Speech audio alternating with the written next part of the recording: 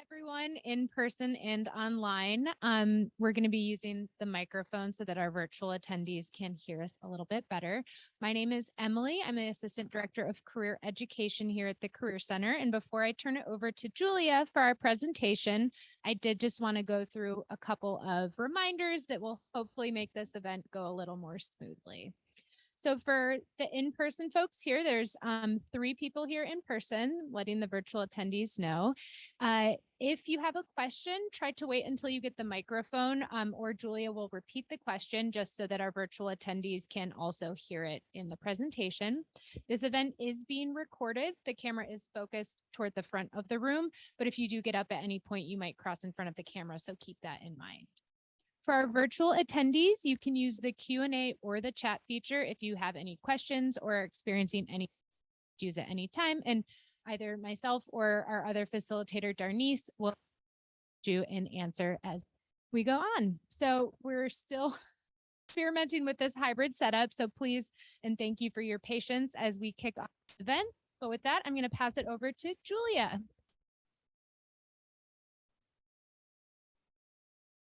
Thank you. Thank you so much, Emily. And Darnice in the back who's managing the chat. It takes a lot of people on the team to put this together. So I'm Julia Beyer. I am a SOC career advisor. Are any of you in SOC? SOC? Okay, that's okay. That's okay. So I'm here to talk to you about how to ace the job and internship fair. We are 7 days away from the fair. 7 days. Currently have 114 employers signed up to go to the fair. And these include nonprofit organizations, these include government organizations, these include private sector organizations. So we're going to talk today how to use your time here, how to take advantage of this opportunity. And we're excited to be back in person. We did have our first in-person fair the last semester after the pandemic. And we're very excited that over 100 are coming this time because at the previous fair, the students showed up in droves. There were about 50 employers, and there were probably at least over 200 students for those 50 employers. Now there are more employers. So the pendulum is swinging again, and we're going back to more in-person events, which will benefit you because you'll have the opportunity to introduce yourself in person to these employers and make these, and to sort of have some organic networking opportunities, maybe bumping, having to fall into a conversation, which is very difficult to do when you're attending an online affair. Did anyone attend our online fair or our in-person fair last semester? Nobody did? You did? Great. You attended the in-person one last semester, so you already have a sense of the room, the space. It's actually not really a room, it's a huge arena, right? So it's a huge arena, and most of the space will be by these employers in rows. We have rows by alphabetical order. The employers will be in alphabetical order. So it's good to sort of think about, because since 100 employers, you can't talk to everybody, right? I mean, it's just not possible. I mean, I'd be to all those people. But so you have to really prioritize and think through who you want to talk to based on maybe your year, your major, the type of field you're interested in going into, the type of opportunity you're seeking, a job, an internship, a full-time job, because all of those opportunities are fair. So I'd actually shift to sorry, I have to have back. Bring up how it looks on Handshake. So have you all RSVP'd for the fair already? Excellent, excellent. You just go to click join event to RSVP. Oh, as it says, 7 days away. So here is the employers here that you can click for. Also, what really important you get this long list, right? Not everybody wants to go through this long list, but let's just review quickly. Obviously, you have the organization name, their address, their link to their website.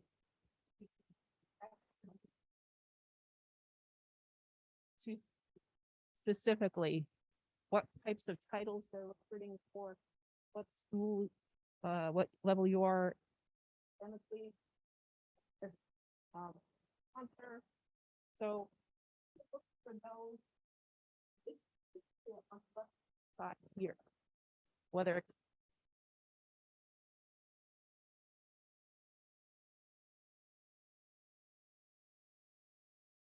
job types. It looks like there are 85, 86 that have jobs. And then you have 60 internships. And then you have 8 volunteer opportunities. So it's kind of a nice of overall opportunities. You got 95 full-time opportunities, you got 43 part-time opportunities.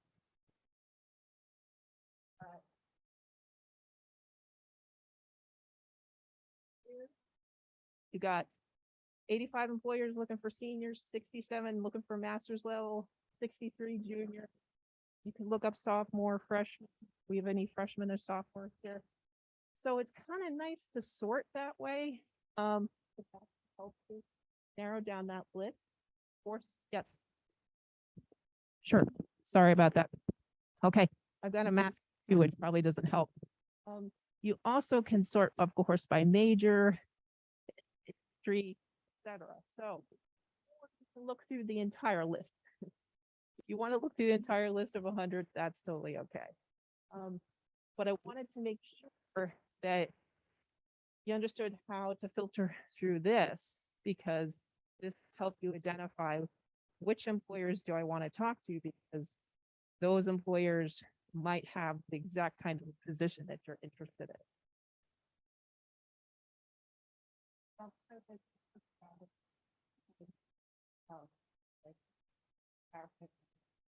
So why attend the fair? So I'm kind of an engaging person, so I'm going to throw a lot of questions at you, and there's no right or wrong answers. Even on Zoom too. Why should you attend the fair? Like, what's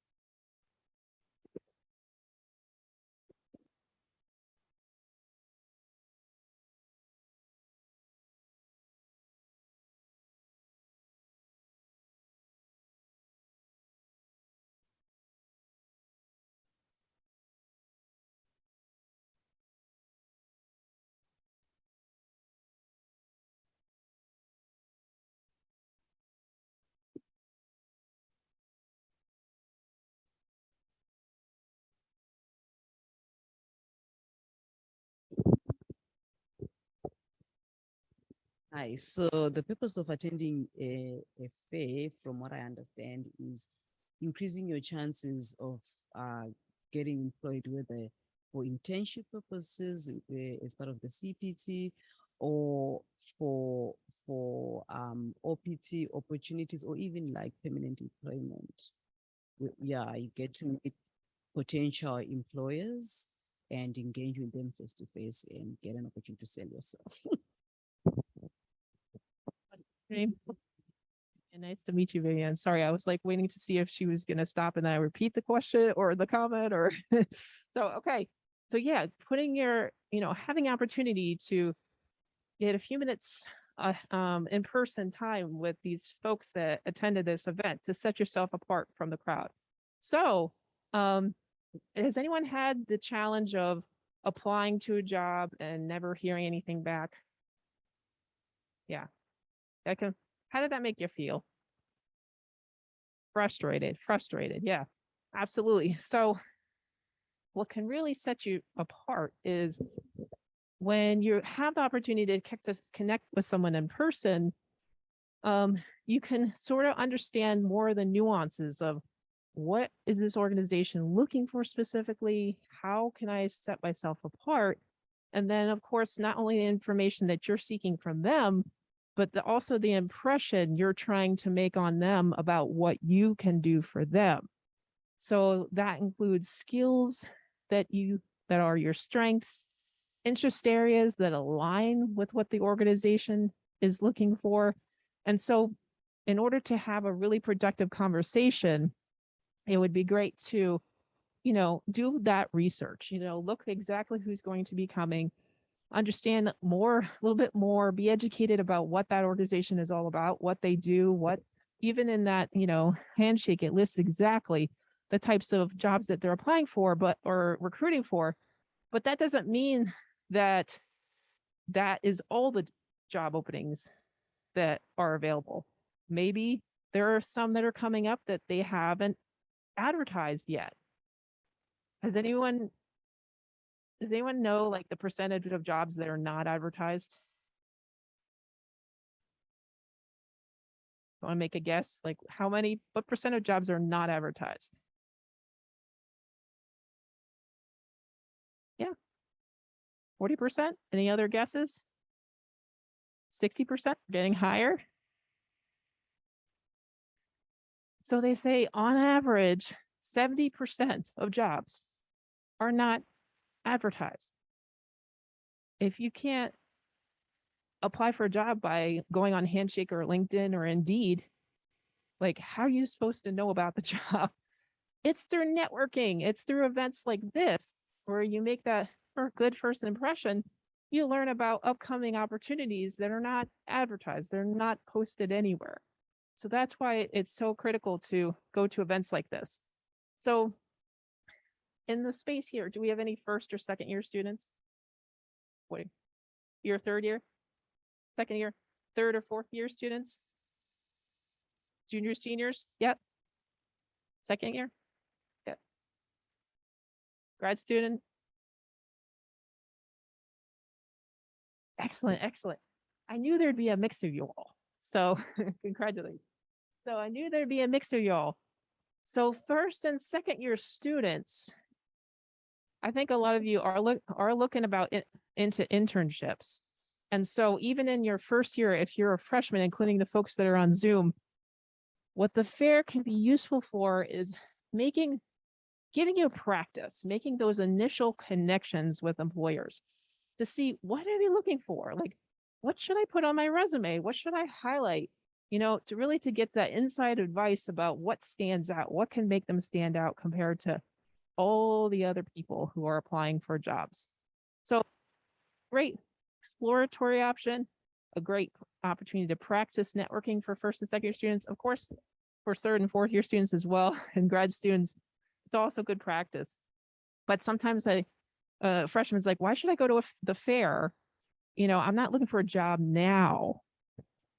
But should you wait till you wait for the time that when you need a job? Is that the time that you should start networking when you need the job? Should you start networking when you need a job? You should be networking all along the way, all through your graduate program, all through your undergraduate program, taking advantage of these kinds of events. So third and fourth year graduate students, you might be looking for a job. You might be looking for an internship. As you saw with the number of postings that were on Handshake, there are a lot more opportunities open to juniors and seniors and graduate students than there are first year and second years. There are still opportunities for first and second years, but it kind of leans a little more heavy towards juniors, seniors, and graduate students, if you look at the data there that we saw. So, but again, it's an investment in your network, and a contact that you make at the fair sophomore year could benefit you in your junior or senior year. So some of the other reasons. So there will be AU alumni there, as well as recruiters. So that's another benefit of going to this event, is there are a lot of folks who potentially have been through your program, undergrad or grad, who will be there. Gaining insight into the organization's culture. Can't get everything from reading an organization website. So being able to understand the culture, how they communicate, what they value really helps when you're talking to someone, having an in-person conversation. So understanding how to stand out as an applicant, and making sure that you also are making that good first impression when you're meeting someone. So we have an event tomorrow about mastering the elevator pitch. I believe that's on Zoom. And then we have a couple resume station events. So anyone need to update their resume? Yeah, 3 out of the 4 of you. So I think probably on Zoom, maybe majority of you probably could benefit from updating your resume. So the virtual and in-person resume stations are drop-in opportunities. You don't have to make an official appointment. You can just show up on Zoom or in person, you know, depending on the event, and have your resume reviewed real quick. So because resume is definitely something you should bring to the fair. Now, how long should the resume be? Yeah, a page. So in most cases, a page, but graduate student, and you have more years of experience, we usually say 4 or more years of experience, you're going to have 2 pages. But for undergrads, recent grads, you're going to have 1 page. Like if you're an undergraduate student, 1 page.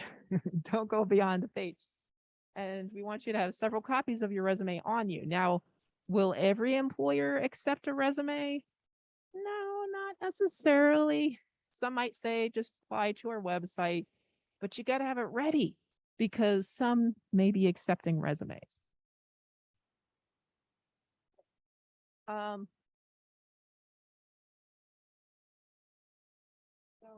thought I'd just the resume on our website. We have prepare for the search, resumes and CVs, and we have lots of templates here. We have first and second year undergraduate template. We have upperclassmen template. We have graduate student template. We have mid-career template. So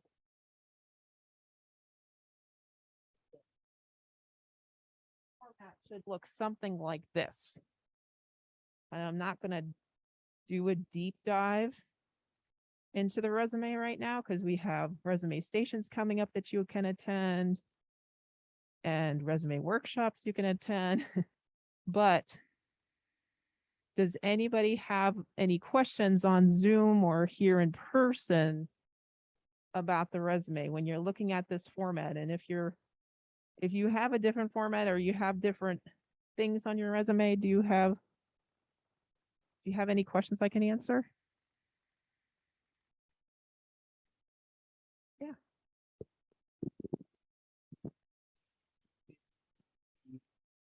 Yeah. This particular resume, when I tried to look outside of the career fair on LinkedIn or Indeed, I wasn't getting any responses until I got my resume professionally done, optimized for ATS. That's when I started getting, at least responses, even if some of them were like, okay, let's do first round of interviews.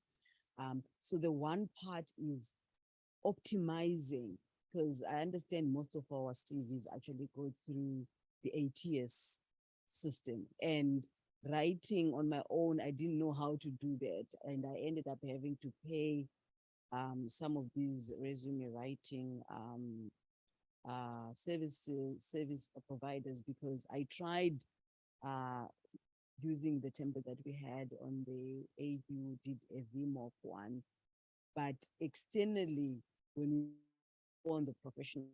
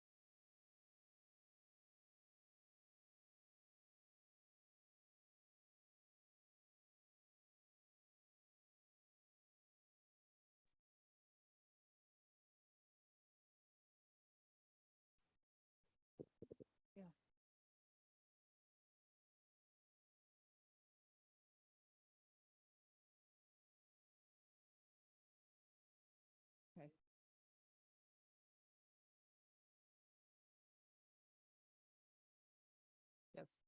Yeah. Yeah. Yes.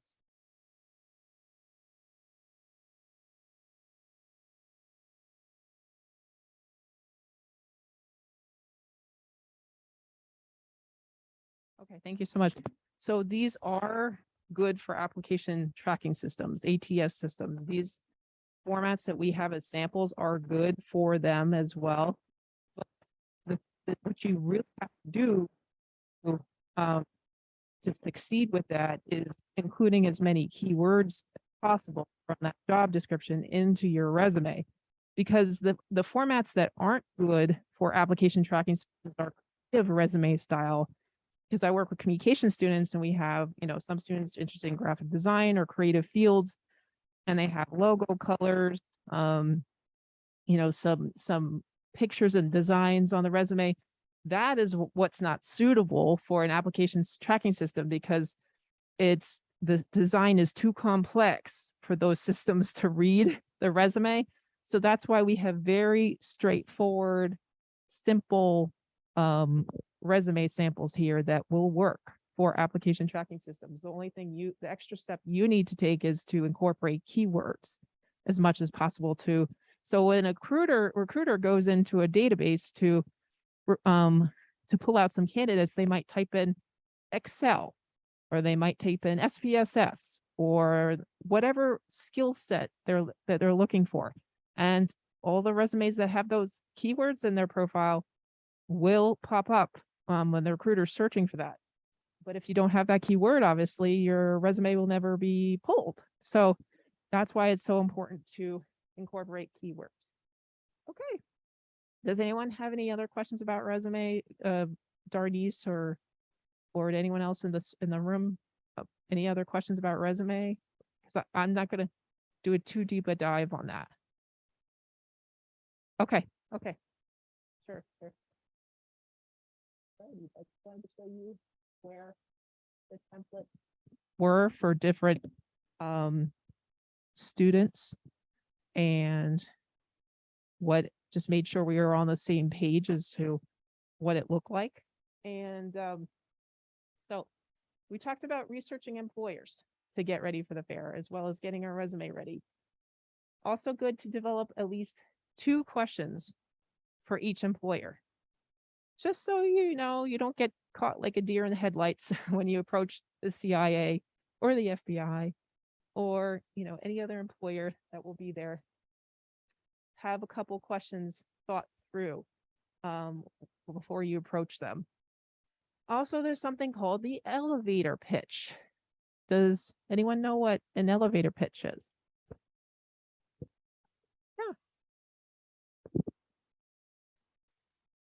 It's a pitch for yourself that can be made in the time it takes to ride an elevator. 30 seconds or less.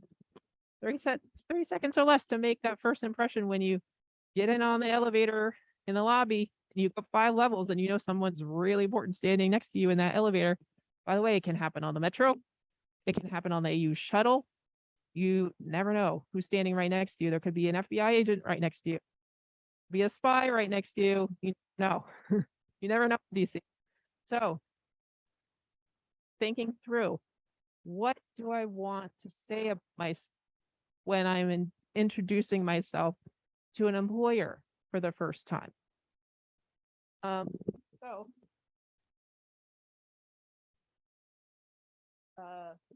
Just a little bit of information to get the conversation kicked off. Your name, what you're currently doing, what are some skills or interest areas that you have, and then you follow up with a question. So, Julia Beyer, I'm studying public relations at American University. I'm a 2nd-year student. I've experience working for Public Relations Society Club of America, involved in that club. Now I'm looking for a PR internship. Can you tell me a little bit more about your organization and what kinds of opportunities you have in public relations? So that's just a quick sample. What I want you guys to do right now is take advantage for the people that are in person of this opportunity to network a little bit, pair off, think about an introduction and practice it, pair up with each other. And the folks that are on Zoom, I want you to take 2 to 3 minutes to draft a pitch, your elevator pitch, and put it in the chat. So I'm going to give you all a few minutes for that. 2 minutes, 2 to 3 minutes. Okay, go. So pair up.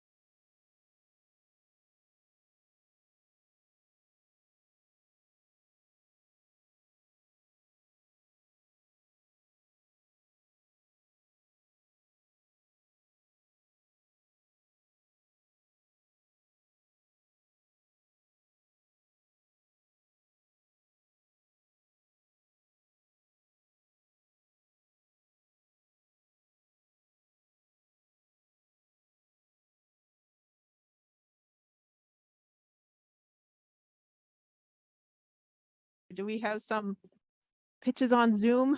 Darnice, few pitches there. 2 pitches, excellent. Thank you for sharing your pitches. And how did it go? Did you have a good conversation? Did you realize that you need some practice with your pitch, or did you have a smooth pitch? So I heard some concerns about if you're not sure what you want to do, what should you say in your pitch? And what I suggest is it's okay to say I'm exploring. So I'm a second year student. This is my major. These are some areas that I'm interested in, but I'm not quite sure. I'm exploring. And that's one of the reasons why you should come to the fair, because you can have some of these conversations with employers. And if you just give them some little bit of idea of what you're interested in, that's enough. So don't worry about being super specific in your pitch or being super fancy or memorable. Just be honest about where you are, because the more honest you can be, the better they can help you. Because if you just say, oh, I'm interested in international security, trade, and but you don't know what you're talking about. Because I get this all the time where people come talk to me and they're like, oh, I want to be blah, blah, blah, blah, like some list of titles. But then I ask them, really, what are you interested, or what do you want to do? And they're like, I don't know. So it doesn't help me help them if they're not honest with what they're interested in or what they want to do. And if they say, I'm not sure, I'm still exploring, we have a totally different conversation that can be much more useful to them than if they, just mention some titles or places they think they should say they should be interested in based on their major. So definitely encourage you to meet with your career advisor if you need to explore a little bit deeper about what your interests are.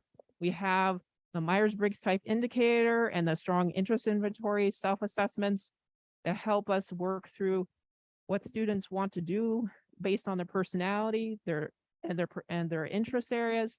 So don't be afraid to tell somebody, I'm exploring, I'm still figuring things out. And guess what? People will identify with that. They'll be like, I get that. I was in that position not too long ago. So don't be afraid to be honest with where you're at. Okay. What to wear? Decide on what to wear. So professional attire. So professional attire is kind of an evolving thing, right? And when you go to an event like this, it's kind of like when you're getting dressed for an interview, right? Because you want to make a really good first impression. And so because this is an in-person event, it matters from head to toe what we are wearing instead of from waist up when we're on Zoom and doing a fair online. So being mindful of what you're wearing from head to toe. And I'm kind of saying something along the lines of something in the spectrum of, formal business through business casual, something in that spectrum, right?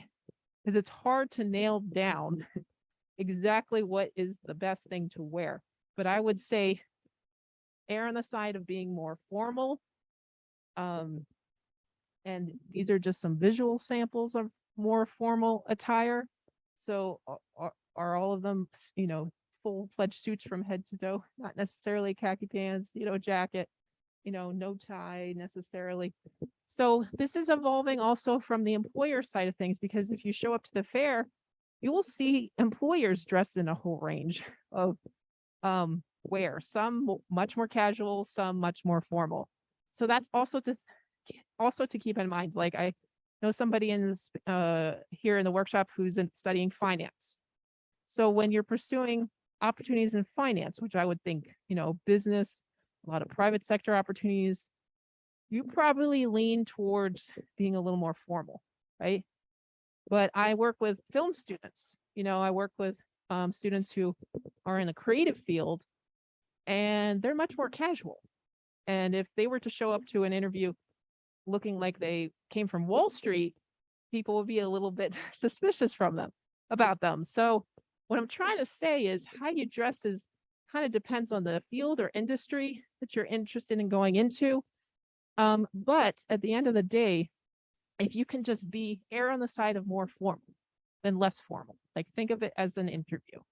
Does anyone have any questions on Zoom or here about what dress? I know I didn't get into super specifics here, but I'm kind of doing that on purpose because it's, just you never want to wear something that distracts too much from sharing your story and sharing and connecting with somebody. So something that, can make that good first impression. So like not too much jewelry, not too much perfume, not too much of anything, just plain formal wear. Kind of boring maybe, but a little color, definitely can help spruce it up a little bit. Little flash of color. Does anyone have any questions or comments on that? Yes.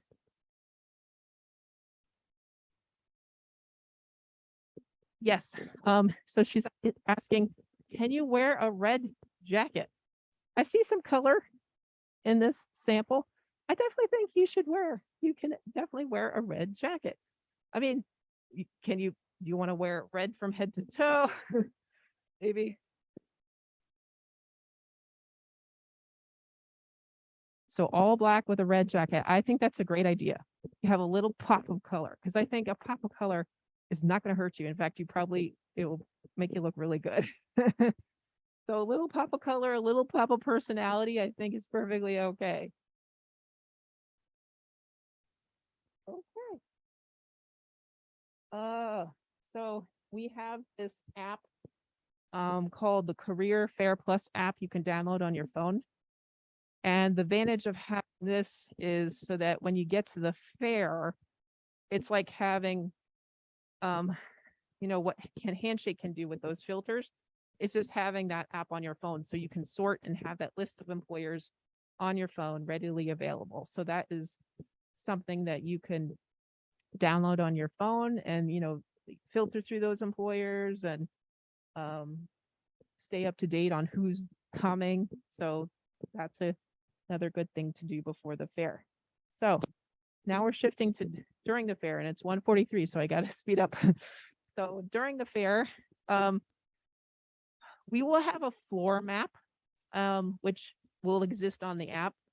And I think when you get to the fair, you can also get a floor. Can they get a hard copy, or is it just going to exist electronically? I'm not sure. Okay. So yeah, employers are alphabetical, but you can definitely check the map to see exactly which employer you're interested in talking to, where they are. Now, occasionally, employers do not show up. Okay, so don't be heartbroken if an employer is not there. Have, several employers in mind about who you want to speak to. Now, there are some employers that attract huge crowds of people. Does anybody have any idea? I know you went to the in-person fair. CIA had huge crowds around their table. So what would be a good strategy if, say, you were interested in working for the CIA and the fair's from 1 to 4 on Wednesday on September 28th? What would be a good strategy for you? Yeah.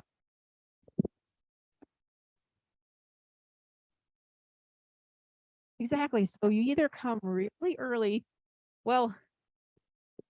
and then the next point she made was come later when it's dying down, but I would veer on the very early because yes, exactly. After talking to, I don't know, 100 to 200 students, those representatives from the CIA, they are exhausted, so if you can get on the earlier side, if you can get there at 1, there's an initial rush at 1 where people are lining up to get into the fair. And then there's a little lull and then it picks up again. So, but if you can get there early, before these representatives are a little burnt out, that would be a good strategy for you. Okay.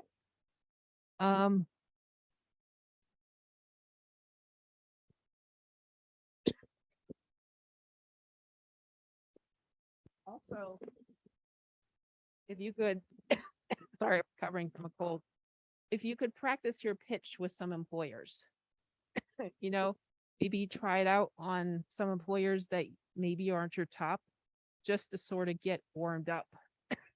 That would be a good thing to do.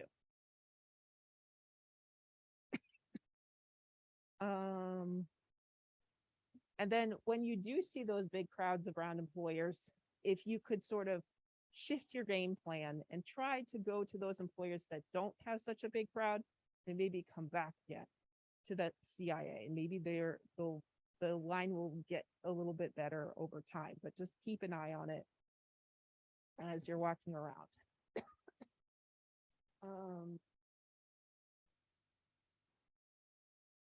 Handshaking. So what should we do when we're approaching employers? Should we shake their hand?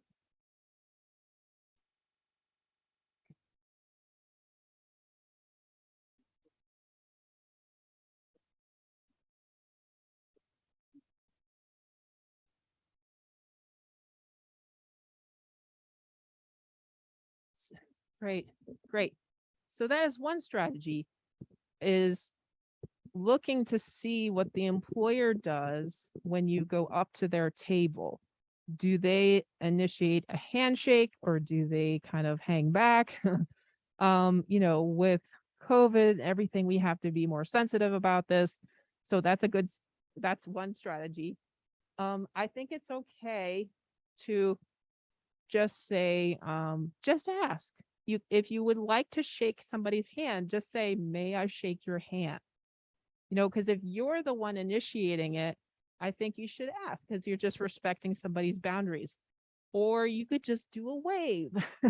I think, hi, nice to meet you. And I think everybody sort of understands, that's enough of a hello. You do not have to shake hands. In the past, handshaking was sort of part of making that first impression. And it was really important to have a firm handshake, not to have a 2-week limp handshake. Because if someone shakes your hand, and I used to have everyone practice for a minute, and I don't do that anymore. What impression do you have when someone shakes your hand like this, like lip? Like, what kind of impression does that make of you? Don't want to care, don't really want to get near you. Like, I don't know, we understand pandemic situation right now. It was really important to have that firm handshake, because it kind of exuded confidence. It kind of showed the person's interest. It was an important part of that first impression. No longer. So if you are making the decision to shake hands, and the employer initiates it and you're okay with that, or you ask them, may I shake your hand, still have that firm handshake. But it is not part of that, making that first impression like it was before. So it's just something to be mindful of. And, if an employer initiates it and you're not comfortable with it, you can just say, oh, may I just, do a wave, or I'm trying to avoid handshaking. And I think people understand, okay? Because we've all been through this pandemic. So they understand if you're not comfortable with that. If they don't understand it, then they're not somebody you're going to want to work with anyway, right? Because you want somebody who respects your boundaries just as much as you respect theirs.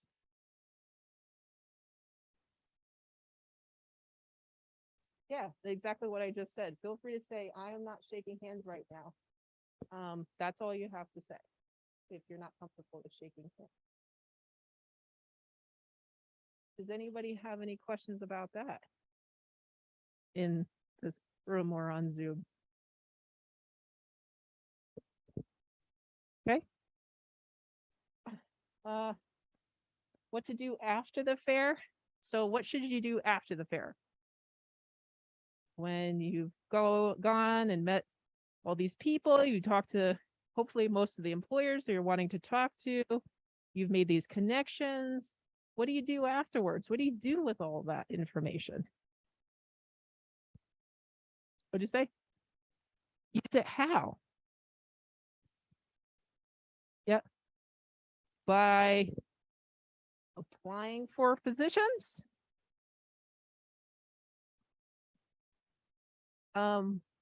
By connecting with people on LinkedIn. Any recruiters or AU alumni you have met at the fair, look them up on LinkedIn. Make connections. So what will be interesting to see is how many people have business cards, because this is something that is sort of in flux too, because Sharina, our Associate Director of Employee Relations, said employers seem to be easing out of business cards because they might just want to say, oh, we can connect on LinkedIn. And in that way, you can stay in touch with them really easily. You can see if they end up changing their job. You can have a record of all your messages all in one place. You're following up with them. You can give them a heads up easily when you're applying to a job so they can keep an eye out for your application. So it will be interesting to see how many of them do still have business cards. But I definitely recommend that you connect with them on LinkedIn. And when you find them on LinkedIn and there's an option to connect in that message, which you have about 300 characters there in that initial message, I want you to say where you met them. Remind them. Imagine if you're one of these recruiters and you've talked to 100 students, and even if you come up with the most amazing, remarkable, fascinating elevator pitch, it's probably overwhelming to them to keep track of everybody. So when you're connecting with them on LinkedIn, remind them of the conversation they had with you, anything interesting to help them remember who you are. But of course, at least with LinkedIn, they could see hopefully your picture, your profile picture, so they'll be able to make that connection between obviously who you are. So and you could also use that opportunity to thank them, to follow up with them, to thank them for the opportunity to talk with them. Maybe there was a long line of people and you had a limited time to talk and you need a little more time. You felt like you need more time to get more information. You can always say, I would love to chat with you, have a follow-up chat with you about opportunities in your organization or a question I wasn't able to get to. You can always follow up with additional questions that you haven't had a chance to yourself. So, also just keeping track of the people that you connected with that you think could really potentially help you at some point.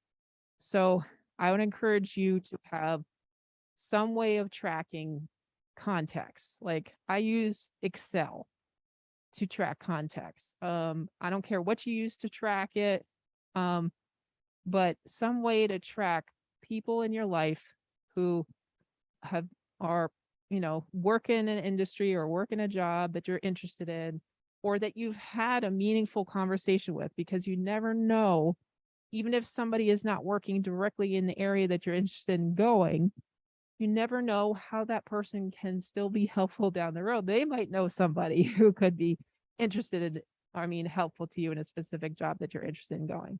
So, definitely tracking, keep track of who's helpful to you, connect with them on LinkedIn, follow up with any other additional questions you might have. And that's part of maintaining your network. Yeah.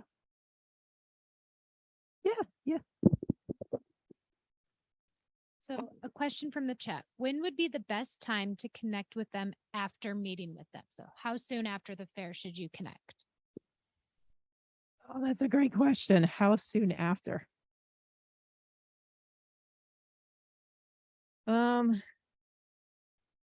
It could be later that day. later that day, maybe not like immediately after the event.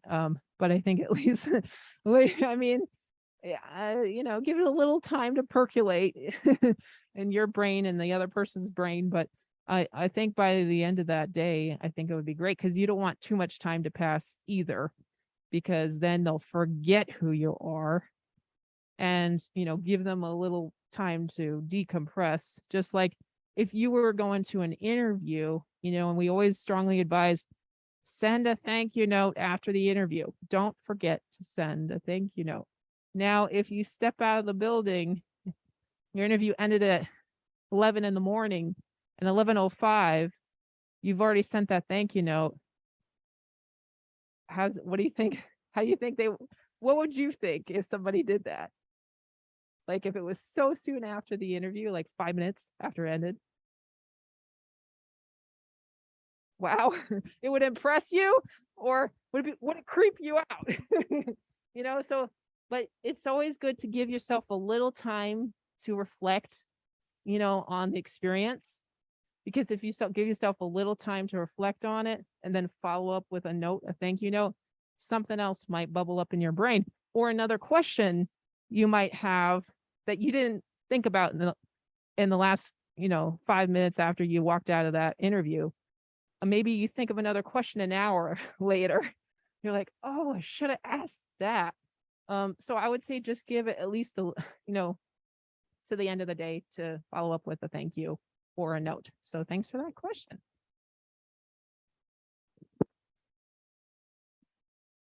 So in the Q&A on Zoom, do you think having your own business card with a photo is a good idea, potentially to separate yourself from others? Own business card with a photo. I think it can't hurt to have it. Just like it can't hurt an employer to have a business card, have something to physically pass out to a student instead of like a full page resume. Are we suggesting all students come with business cards? No, but I think it can't hurt. I mean, it's just another way to share your information. I think that's totally fine. So hopefully they address that. And, LinkedIn has your photos. So, I mean, it's like the same thing, but How do you recommend getting employers' contact information? the CIA is like Jane D, period. They don't give you a last name, but they give you their, their contact, their email address. You can look them up. So, I would just, if they don't have a business card, or the other thing you could do is they will have name tags. So, you can you obviously remember their name and then look them up on LinkedIn later, but I would just ask, I would say, could I, have your contact information to follow up with you about additional questions? Just ask, just be upfront. If they don't feel comfortable sharing, they will tell you. They'll be like, they'll redirect you, because guess what? Every single student is going to want to have some kind of contact information to follow up with. So be like, oh, we're referring everybody to this HR email address. And I'm not saying they would, but I think most of them, yeah, except for the people that are kind of getting overwhelmed with a lot of students, most of them would be willing to share their information. I think, Darnice, what do you think? You host a lot of employer sessions. Are most employers willing to share? I'm sorry to put you on the spot. Are most employers willing to share their email, or do they sort of direct to a generic email address? Yeah, so I would say for the most part, the employers that we do interact with are open and willing to share their direct email address. Like Julia said, specifically the CIAs, that's a special case. But actually our recruiter does have a direct email that we share for students. So he has a separate email that students can reach out to him with. But in general, yes, for the most part, direct emails they're happy to give. Thank you so much. And Darnice is our wonderful, amazing employer relations coordinator. So she knows all the inside tips for different employers and their processes for hiring. Okay, and we're right at the top of the hour. So I will be hanging around a little bit longer if you have any other questions. And I hope you guys have a great fair experience. Don't be shy. Just fake it till you make it. Pretend to be 100% confident, and you'll have really great conversations. So I hope you have a good experience.